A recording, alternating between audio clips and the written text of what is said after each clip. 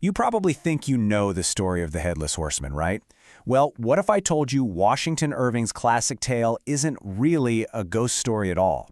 Today, right here on The Explainer, we're going to pull back the curtain on the characters of Sleepy Hollow and uncover a sharp, surprisingly modern satire that's been hiding in plain sight this whole time. So first, let's just transport ourselves there. We're in Sleepy Hollow, this quiet, dreamy little valley that feels like it's completely stuck in the past. It's a place that runs on folklore and superstition. And yeah, its most famous resident is the ghost of a soldier, eternally looking for his head. And right from the jump, Irving sets up the story's big conflict. You've got the insulated, traditional world of Sleepy Hollow on one side, and on the other, you have this ambitious, modern world that's starting to creep in from the outside. It's a real clash of cultures. All right, so here's our game plan for digging into all this. We'll start with the Hollow itself, then we'll meet our main players, the outsider Ichabod, the local hero Brom, and of course, the prize they're both after, Katrina. From there, we'll get into their famous rivalry, and finally, we'll unpack what Irving was really saying with this whole story. Okay, let's kick things off with our unforgettable protagonist, the gangly schoolmaster from Connecticut, Ichabod Crane. He is, for all intents and purposes, the walking embodiment of that ambitious outside world. Irving paints this just hilarious picture of Ichabod.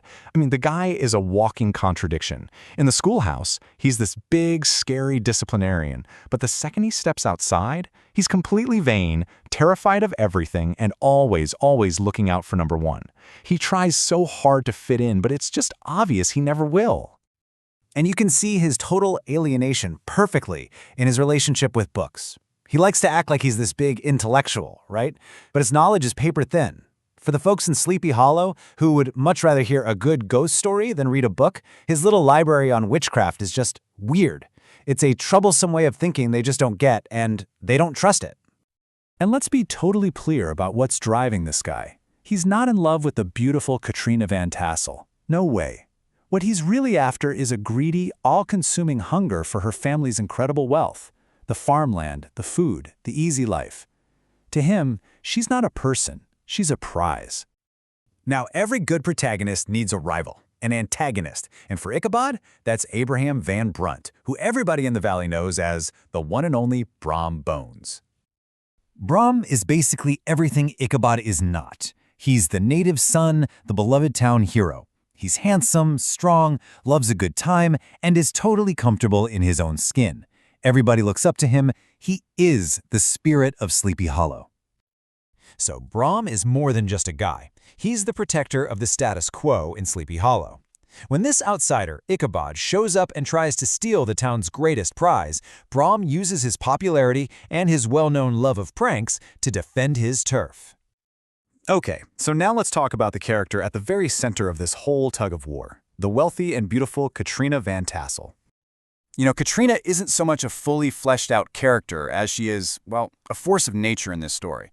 She knows she's the most sought-after woman in town, and she absolutely loves the attention, kind of amusing herself by egging on this rivalry between Ichabod and Brom.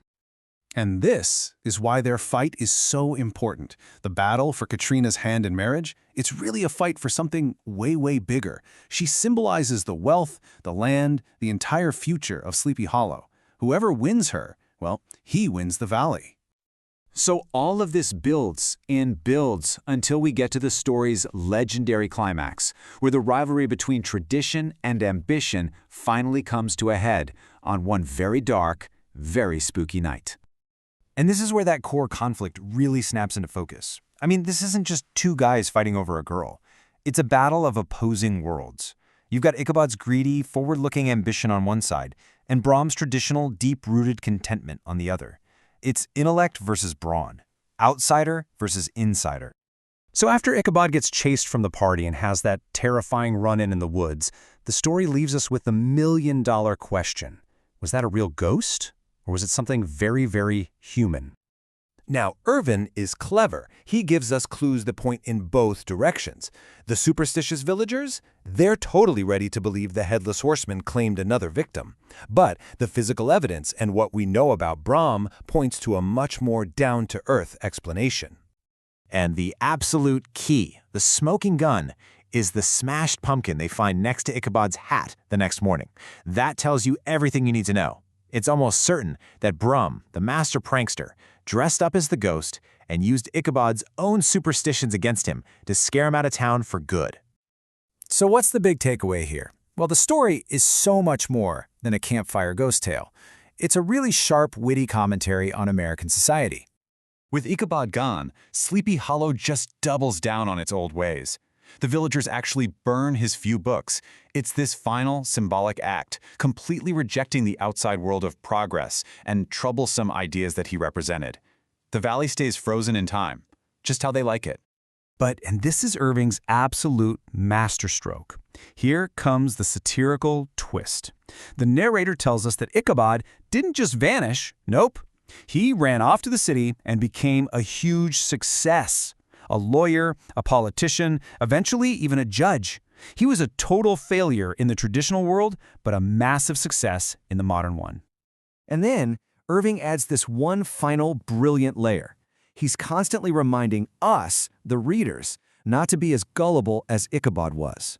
The whole story is framed as something told secondhand. And the storyteller even admits, I don't believe one half of it myself. It's his way of telling us to always, always question the stories we're told. And that leaves us with Irving's most provocative idea.